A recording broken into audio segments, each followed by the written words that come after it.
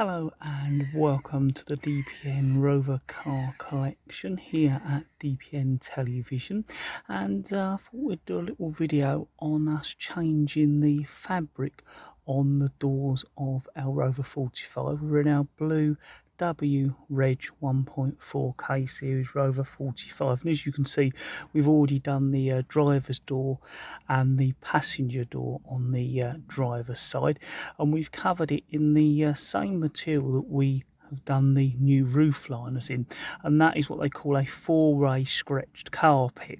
And that's because when you look at the doors, there's quite a lot of sort of contours, and originally the doors had what I would say was almost like a roof liner material, and we know the failure point on them is not necessarily the glue. In actual fact, I don't think it really is the glue, it's the foam separates from the back of the material, which really, if you have a material with foam in it and the glue's foamed one side, the material the other, the thing that's going to fail is that foam, because it's soft, so scratching it over a door panel is probably not good for it from day one. So we didn't want to replace it with the same stuff, because I believe it will do the same just as it had done. No matter how well you do it, it's gonna fail, whereas the four-way stretch carpet is literally a carpet, so if the glue doesn't fail and you're gluing the carpet directly to the door or the roof liners we've done, hopefully that shouldn't be the case. But I also think the four-way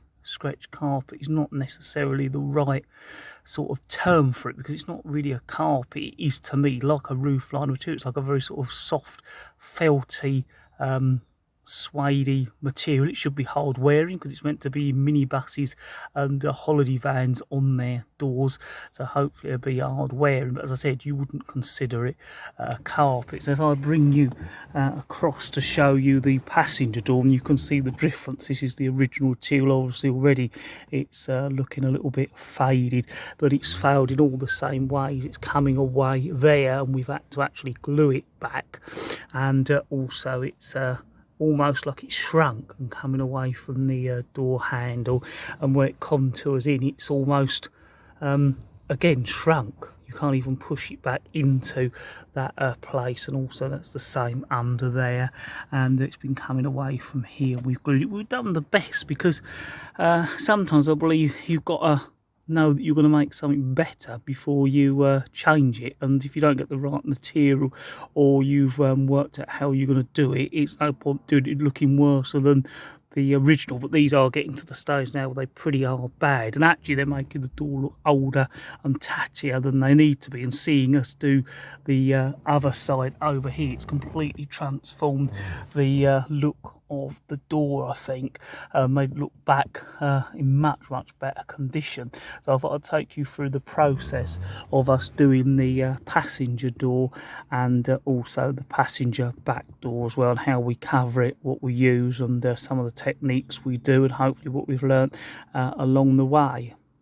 So we're going to start by removing the door panel on the passenger side at the front, and as always there are a visual reference, and we actually have got a manual out even for this, and we've had a look through the manual to see how to, or how it suggests removing the door panel, because there could be bits you're not sure of and bits you miss. So it's always worth a look through whatever job you're doing, we think, before you start, in case there's something you're not aware of, or it could be a technique you struggle for ages and they're doing something different, and of course you find your own techniques, and sometimes in the end you find better ways than the manual. But it's still worth having a look through first, we think.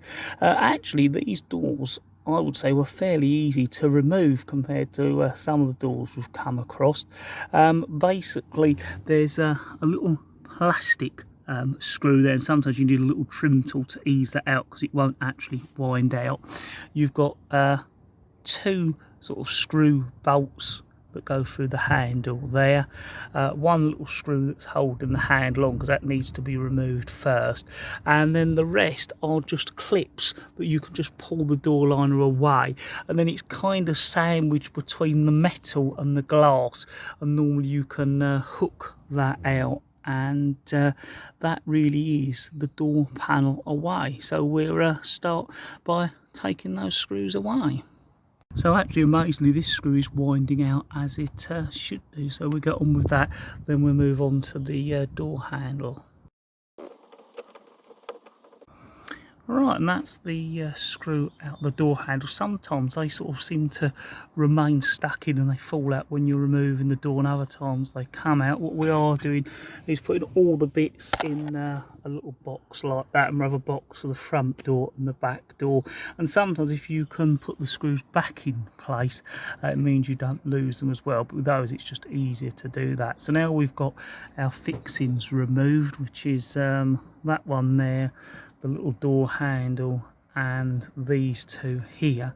It's time to remove this door handle. And normally you can move it one way and it should come out of its little plastic grippers. They grip into the metal, then you can remove the little latch.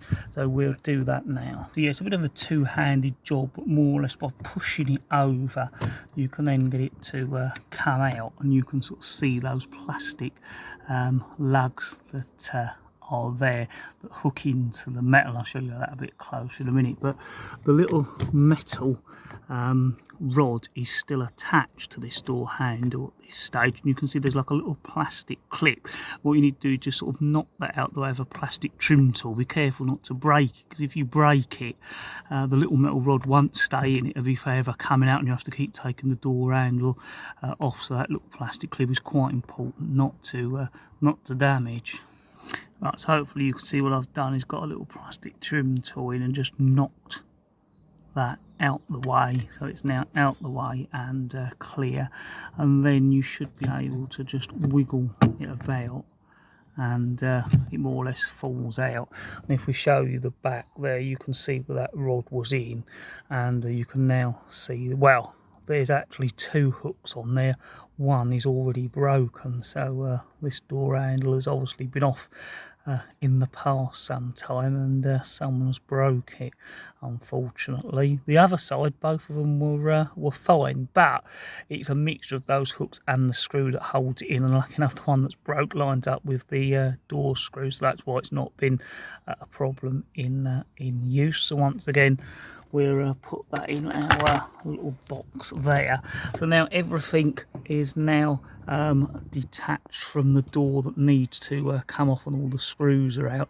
So now the next thing to do is to unclip the clips. So again, you can use a trim tool, a plastic one, or maybe even a metal one if you're careful not to scratch the paint, to lever up from the bottom. Normally I find actually you can do it with your hand, and you can feel what's happening.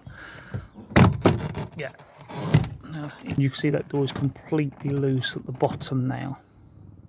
Right, so as I was saying, now the door's loose, all you need to do is now lift up like that to get it out of this bit where it's trapped between the glass and the window, and as you come up at an angle it pulls out and it comes away, and now you can see the door exposed without the door card on it.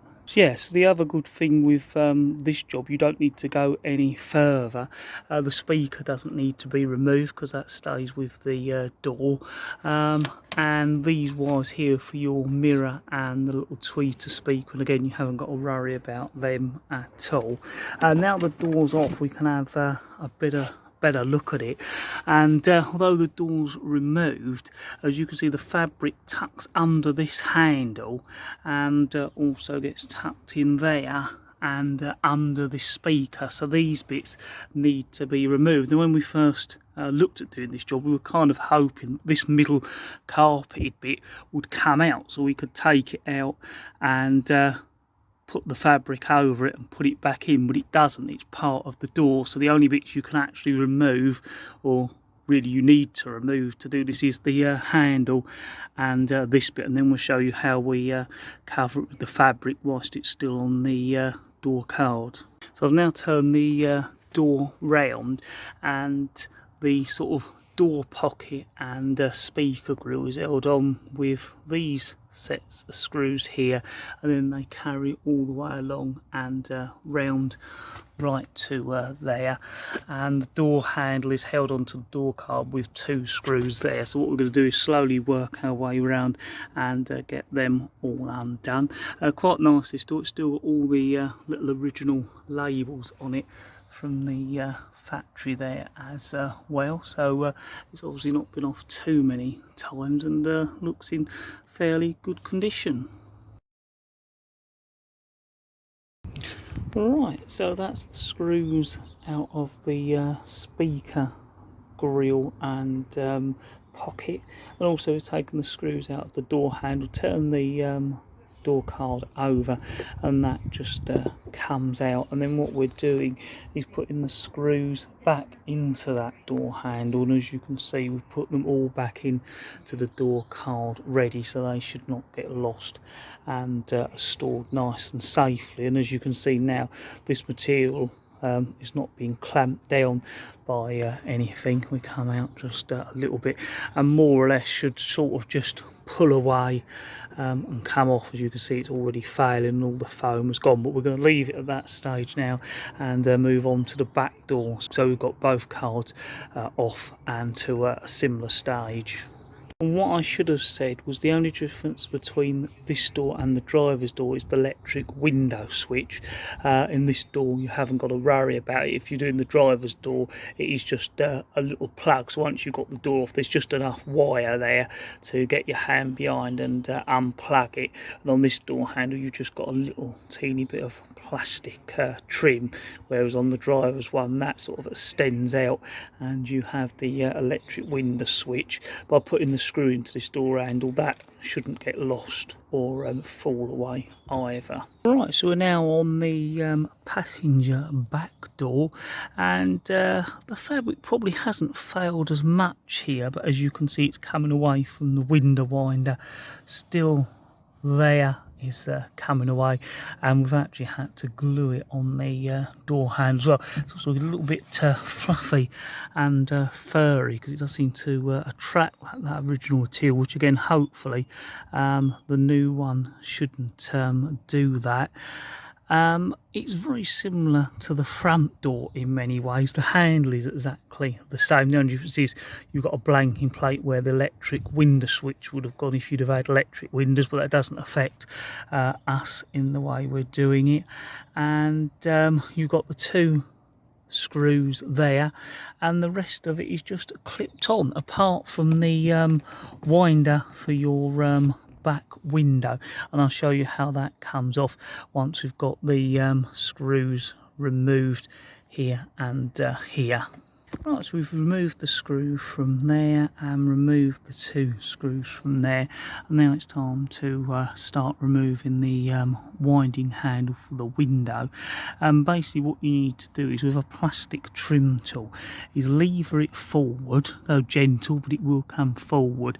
And then I've got this little tool here with a little hook on it, and there's basically a metal loop that I'll show you when we get it off, sort of springs over and grips onto the splines. So what you need to do is lever it back, get hold of it and gently pull it forward, and that lets it come away. It's a job to explain, but hopefully showing you this, and we'll show you how it works afterwards, will be enough for you to visualise what you need to look for, so when you're doing it you can have a little bit of an easier start. And there you can see that is that clip out.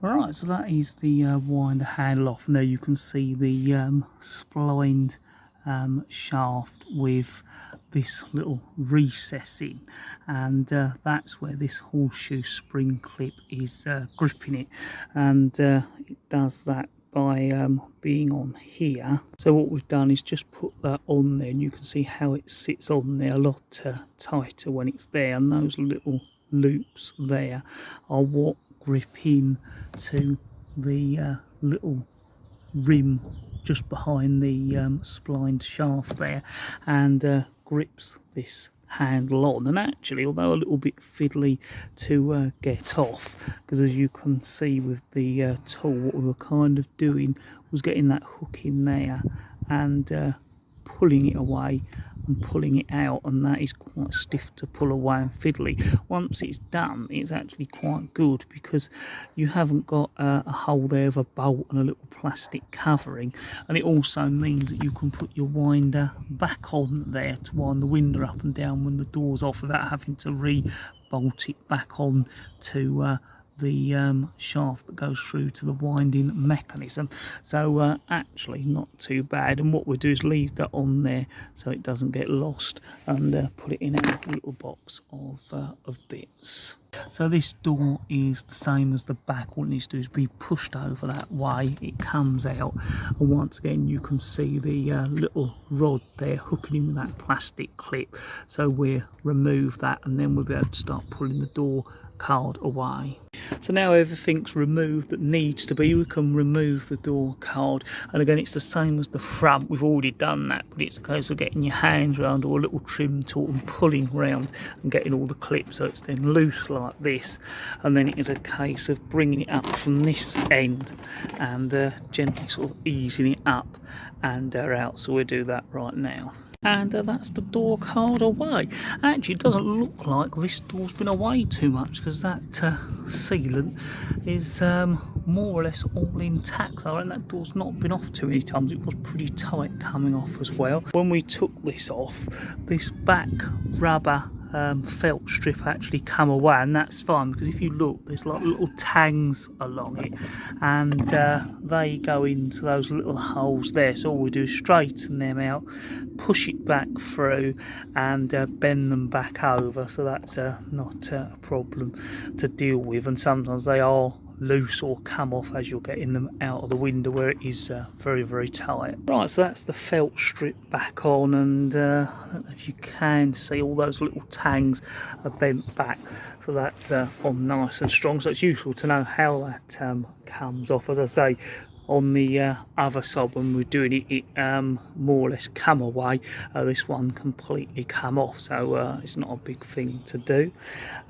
With this door, all we need to do is remove the handle, and it's those two screws there.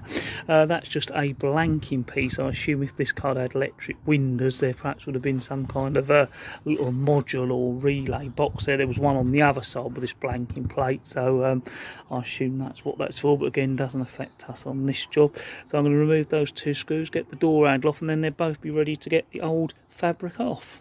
So yeah, I think this door card definitely hasn't been off, as there's even a little bit of fabric still sitting there from when that was poked through. So now it's time to get the door handle off. Right, so we've now got both doors at the same stage, ready to remove the old fabric off of them and start repairing them to put the new fabric on. Right, so that's the fabric removed from both of them, and as you can see, what's been left behind is all the leftover foam and glue, a bit like when we did the roof liner. And as we did with that, what we're going to do is just use a very sort of rough brush or broom that gets away the most of it, and then a plastic scraper to get rid of the rest. So we're going to get on and do that with both of these doors.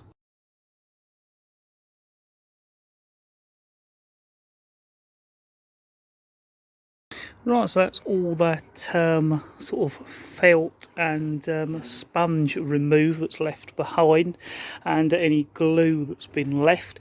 It still looks not all that nice, but all the debris has now been removed and ready for us to put the fabric on. But the problem that's there is that if you just sprayed on the glue onto this bit, it's going to overlap all over this. So what we do is mask all this off with masking tape and paper, and that then means there's no overspray glue to clean off, and things are a lot easier when it's done. It also stops the fabric from sticking to this edge when you poke it down, so that when you cut it, that will come away, because the masking tape's there and it hasn't stuck to that edge as well. So that's what we're going to do now, is mask it round, cover it in some brown paper, so all that's left exposed is these areas that we want to glue and put the fabric on.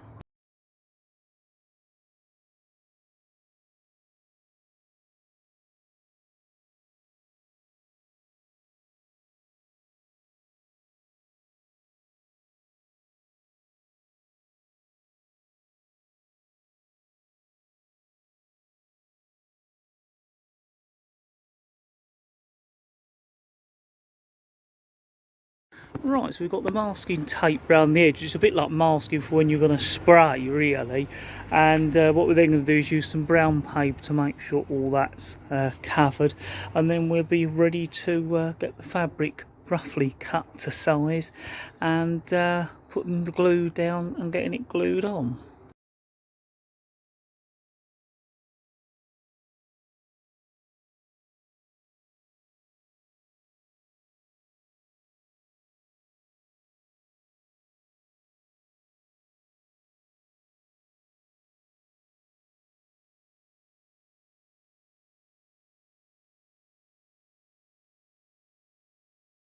Now got them completely masked, so now any glue shouldn't get on the main part of the door. It's only basic masking really, just to stop, because it's not like if you were spray painting where that dust just gets everywhere. This is just to stop the glue getting on any of the panels, but it does seem to work very well. Of course you need that gap there because the fabric is going to go down into all of that. So we're now ready to glue. Right, so we've got the four-way stretch material laid out on a surface, and basically what we do is put the door panel over it and cut out more or less the size. It might seem a bit extravagant, but you do lose quite a bit as it comes down there, and I would rather be a little bit extravagant initially than cut it too small and find you have to cut another whole bit out, because that seems even more wasteful and a lot more hard work. And there's plenty of this material, and actually for the price we paid, it's not too bad really. We ordered 3 meters by 2 meters, and I think that was round about the £30 mark, and we got 3 tins of the glue. And I know the glue is important, it has to be a temperature sort of proof one, or up to high temperatures. But the good thing is the manufacturer supply these, so they're the glue that they recommend for their material. And all we did basically was just searched four-way stretch carpet into eBay, and we found a seller we like the look of that did it almost like a kit. You buy the fabric and they provide enough glue supposedly to do it, which I probably think there is enough glue. Again, we're probably slightly more extravagant than some, but we want to make sure it sticks. I know if you use too much you can make it worse, but if you don't use enough it's never really gonna stick. And as I said before, it really is nice stuff. It's almost like sort of a furry suede look to it. So as I say before, I think four-way stretch carpet is kind of the wrong name for it. It is like a nice fabric, and it's certainly strong as well. I can't rip it when you pull on it, you do have to cut it. So that's what we're going to do, cut out our 2 almost squares, and then we get ready to glue. Right, so as you can see, we've cut more than enough fabric for each one, enough to more or less completely cover it. And yeah, there's still loads spare really. So yeah, that's quite a bit. So that's all that bit, and it's rolled over again. So 2 meters by 3 meters is certainly more than enough to do the roof liner and the door panels, which was our biggest worry, is just how much we were going to need. So that gives you a rough sort of guide, because there was really nothing we could find that would guide just how much you would need. As I say, 3 meters by 2 meters gives you plenty enough, and I would say enough that you could do another 2 door panels. So if you really mucked up, you would probably get away with it. Now whether there'd be enough to do another whole roof again, I'm not quite so sure. Maybe there would possibly be even enough to do that, but I wouldn't be so sure. There's certainly enough there to do another 2 door panels, so that's certainly useful. It's good to have some spare as well. Right, so we're going to start off by doing the front passenger door, and you'll see sort of how I glue it and then smooth it in. You have to work fairly quick, but there's no big rush, and it's one of those things I can sort of show you how I do it, but really until you've done it yourself and you sort of get a feeling for the material and how it works, I don't think you can really fully show it, if you see what I mean. But if you can see roughly how we do it, then I think that does certainly help. It certainly helps me when I watch different videos. So that's what we're going to do now, get it glued, get that fabric on.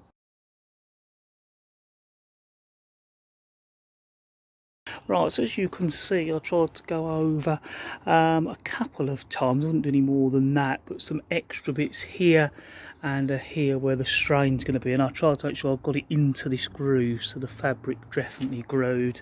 And also, I've glued on the fabric and on the piece. Now I'm going to get on and get that on before the glue dries.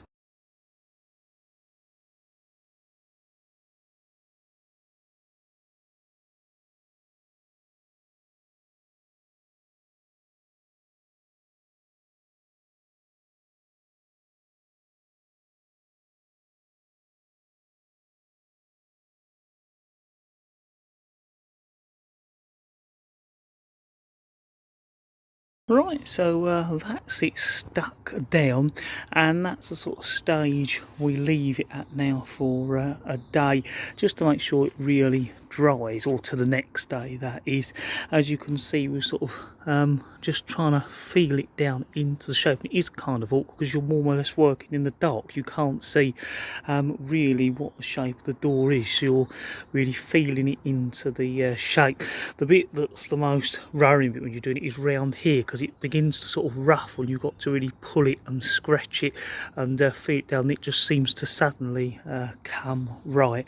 And then, as you can see, to get it down into the groove, I'm just using one of these trim tools and also a plastic card, and just running it down in there to get it right in. And then when we come to cutting it, that's one of the first things we do, is run a Stanley blade down there. Of course, that side's the masking tape, so it comes off, but this side should be nice and stuck. Of course, then you've got the little holes to make here and your door handle hole, and we'll show you all that. But first of all, I've got to get the back door panel glued, so we'll do that next. And that's the back door done. For some reason, the back door seems to always go a lot easier. Doing both sides of the car, and that's the back one that seems to go in a little bit easier. I don't know whether there's less of a contour or it's just because it's smaller, but it does seem to go slightly better. But they both look just as good. All the edges are down as we did before. I always try and get the fabric on as soon as I can. I know some people say you're supposed to wait for it to go slightly tacky. Well, I find by the time you finish gluing, that's probably started to happen on a fairly good day anyway. And I find if it goes too dry, it just doesn't stick that right. And I always try and get it on right first time, because I think you do weaken it pulling it on and off. Although again, some people do say you can do that. I try to avoid that as much as possible. And again, I've no doubt it is dry after a few hours, or possibly even quicker, but we like to leave it overnight now before we do any more stages, to make sure it definitely is set and the fabric's settled down as well. So that's what we're going to do. Right, so we've left it a day just to make sure it dries off. As I said, probably some people say that's a little bit too long, but it's a big job to do in one day anyway, and we don't see any point in rushing it. And this just makes sure that it definitely has stuck and dried, especially in these grooves here. And basically all we're going to do now is literally use a sharp Stanley blade and cut round that seam line all the way around, take away the access, and then it'll be ready to start reassembling the door again.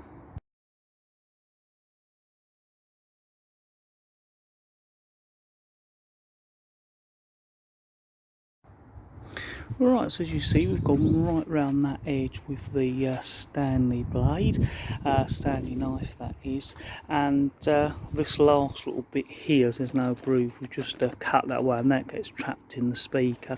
And then if you've got the cut nice, hopefully it should be just a case of peeling it away. And because that's stuck there, but this is the masking tape we tried to avoid, it should just come out all the way around. So I'm going to get on and do that.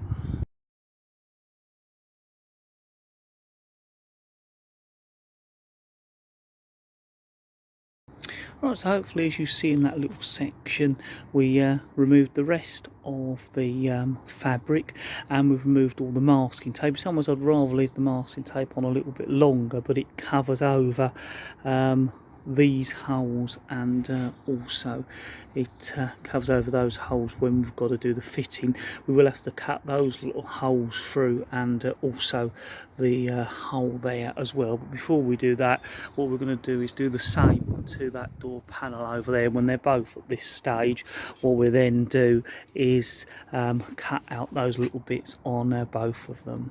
Right, so both of our doors are now to the same stage. We've took away the access fabric, and we've removed all the masking tape and brown paper. So the next thing to do is to cut out the door handle, which is hidden at the moment, or the hole for it, the hole where the arm fits in and goes across to there.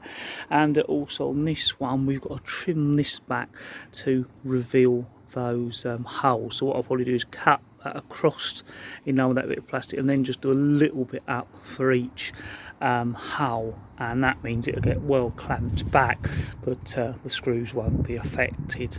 So we're going to get on with that next. Right, so as you can see, we've left more of an overlap than originally, because originally it went right the way across there. We've left a little bit more, but cut it back for the holes that are there. Then what I'll do is turn the door panel over, and what we do here is, with a nice sharp pair of scissors, we literally get in, cut a little slot, and then cut all the way round, and we do the same for that one there. So as you can see, I've cut the little slot, and then with these nice sharp pieces you just snip near to the edge, but leaving a little bit of overlap, and then steadily snip round. And that's what I do with that as well. And we'll also do that on there, because there's no other cutting other than the door handle hole and the hole for the pull handle and armrest part. So this one's got that little bit extra there to do. On the passenger side, it literally is just that, and that isn't affected even with the electric windows. That bit should be the same, so I'm going to get on and do that. Right, so we've now cut out the holes that we needed to, which on this one is the sort of main grab handle, and then the latch door handle. The same on this. What I did forget to mention is there is the winder arm hole to cut. And as you can see, what we've done is left a nice bit of overlap, not too much, because I don't want it getting entangled in the mechanism of the door handle. It shouldn't do, but I think it's best to be sure. And again, there you want plenty of hole to get that part of the door handle through, and again, you don't want anything getting in the way of the winder. There are those two little slots, so I've just cut a little bit there so that everything can get pushed out the way. And one of the reasons we've left some overlap is because on all the door handles it did seem to scratch and pull away from there, so hopefully with this overlap the door handle will grip it and stop that from happening. There'll also be a little bit of access, but not too much. So yeah, hopefully that works out all right. So what we're going to do now is turn the doors back over, and already it's a much better look to it. It even makes the doors look in much better condition, having better fabric, which surprised me. And as you can see there, you've got the rough outline of the door handle, and that's what we're going to do now, is put the door handles on. So of course what I did forget to say was that we need to put the door pocket and speaker grill part back, as well as the door handles. And because this to take off, you'd have to take the door panel off, means that a lot of this actually never gets cleaned behind it. So what I'm going to do is give that a clean up as well, and also a little bit of a clean up in there before we put it all back. So I'll get that cleaned up and get those door handles back. The other thing I forgot to say is you've got this little teeny hole here, and what we used to make that hole from the back side was just this little bradawl, and gently poked it through and wiggled it around. And if that's not big enough, you can just about get the nose of the scissors in and snip it once you've got that hole through. But I'd certainly try using the bradawl tool first to make any little holes, so you don't accidentally damage any of the fabric. Right, so as you can see, we've cleaned out all that dirt and dust. We've also done it there as well. We give the doors a good white brown, and we've even cleared out a lot of the dirt and dust around the doors. You can't really get all that silicone away, but all that sort of dust and the grime that builds up, we've got away. And that's on both doors. So now we're ready to put this bit back. We've already got the door handle back, and of course we'll be putting the door handle back on the back passenger door as well. So it's just a case of putting it on from the front, and more or less just sits in there, turning it around and putting those screws back. Right, so now we've got the doors all ready to go back on. We've got the speaker grille and pocket back on the passenger front, the door handle, and we've got the door handle back on the passenger rear door card.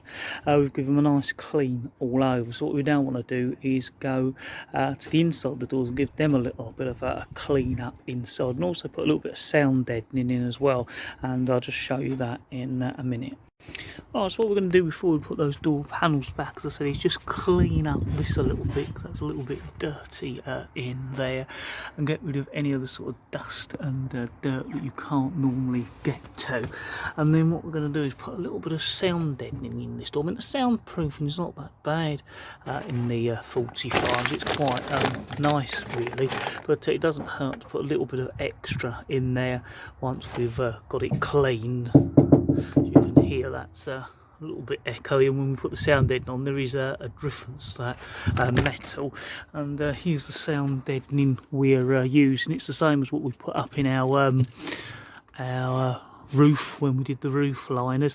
I've cut it into two strips, one for the front door and one for the back door. It's just that foil stuff with like tarring, and again we found that online by searching for it. We've got it actually quite a time ago, and we've kept it for when we do a job where we've had to take the door panels off, because again you don't really want to be taking all the door panels off just to do this necessarily, but we're doing this job, so while we're doing it we've got it there to do. So yeah, hopefully as you can see, things are looking a little bit cleaner around the door. We've got a wipe over with some spray and shine, and also before that hoovered out all the dirt in there, because sometimes there's a little bit of maintenance that take a few minutes now, but if that builds up with all mud and dirt and gets wet, could rust the bottom of the door out. So all the drain holes are clear, all the dust is hoovered out, and then we've used a bit of panel wipe to just clear that area there where we're going to stick, of course, our sound insulation. Come along here into this door once again. We've got it as clean as you can get it without, you know, taking everything off and doing some sort of major steam clean or wash. We've just got all that sort of dust and debris off, and again hoovered out all the dirt that was down in the door as well. Right, so as you can see, we've got the little bit of sound insulation in the door there, just that strip. What we've also done with some bit of maintenance is put a little bit of grease on the winding gear and the runners, as we found they were quite dry when we repaired the window regulator. We basically put a replacement in, and hopefully that video will be there for you to access, or be there very soon depending on how quick you're watching this one. But yeah, those little bit of maintenance that you can do while everything's open is always well worth doing. And if we give it a little tap, hopefully you can hear it's a lot more duller thud. So yeah, I think overall it will make a little bit of difference. It's certainly not a waste to do. And if we come over to the back door and lift this up, you'll see we've got it in there as well. It's all nice and clean, and we've put a little bit of grease and also some silicone in the runners as well of the back window, and that certainly does make a big difference to the way it winds down. Right, so now it's time to get the door panel back on. We'll start off with the front and then move on to the back. More or less most of it is the reverse of putting it back on, but I'll show you a few bits along the way. The most difficult thing about getting these door panels back on is getting this part down here and over that ledge. The only way I can often do it is to get it in at like an angle and then drop the door down into it. Is very fiddly, but that does seem to work. And then it is the reverse, and it's the same with the back door as well. Right, so the door panel is now back on. As I said, it's a very difficult process getting it in. Actually, it was harder this time than normally, and perhaps that's because the panel being off a few days had sort of contracted in. And we also found a little burr on the bit of metal that laps over, that we just rubbed down and straightened out, and eventually we did get it on. But once it's on, and the little plastic clips are on. Now we've got to do is the reverse of before, which is put this little plastic screw back, the 2 bolts on the grab handle, the door handle back, and that will be that door done. Then we'll move on to the back door and do the same, and perhaps I'll stop at the point of doing the winder where we put that back on. Before we do that, I thought I would just cover this again. That is a case of getting that little bit of metal hooked in, and then once it's down, getting your finger in and then pushing on that little bit of white plastic down there and getting it over the rod. You heard it click there, and it's on. And then once you push the door handle in, you've got these little tangs, as I said, and then according little holes in the body that they hook into, so it's just a case of getting it in and then this time going back that way and locking it in. So yeah, that's the only bit that is kind of is the reverse of what we did, but well worth remembering. Right, so we've got the back door panel to the same stage as the front door panel. We've got this latch back on, and also the door handle. The only other thing, of course, is the door winder, which you haven't got on the front of the car. You've got this little chrome bit that just sits on here like that, and of course you've got the winder, and you've got that little horseshoe clip. Yeah, you can see the horseshoe clip is there, and what I try and do is have it just at the point before it clips in, then you put it onto splines and push the little horseshoe clip down, and it should latch on. Right, so as you can see, it's on, but it's not properly on. And what we're going to do is, if you can see there, the little horseshoe clip is not all the way home. So what we're going to do is use the little tool that I used before and push that down there and jump it down in, and then that will be locked on. Right, so that is it done. Annoying, a little frustratingly, out of all the problems we could have had doing the roof liner and then going on to do these doors, the most difficult or fiddly bit was getting this top bit to go back down and in. It's one of those things when you think you've got a technique for doing it, it doesn't work on the next door, and this door was just as much a struggle to get back in as all the others. We did eventually get them. I think it is a case of sort of fiddling about, moving about, getting it in at different angles, and then for some reason will just drop down and in. So that's that winder handle back on now, and it is all done on both sides, and of course the roof liner is done as well. I think the car's going to need a good old clearing up after some of the stuff we've done. As you know, if you've been watching our videos, we've done the clutch and a lot of work. We've done the roof liner in a video, a window regulator, and now of course all these door panels as well. They certainly look a lot better and definitely worth doing.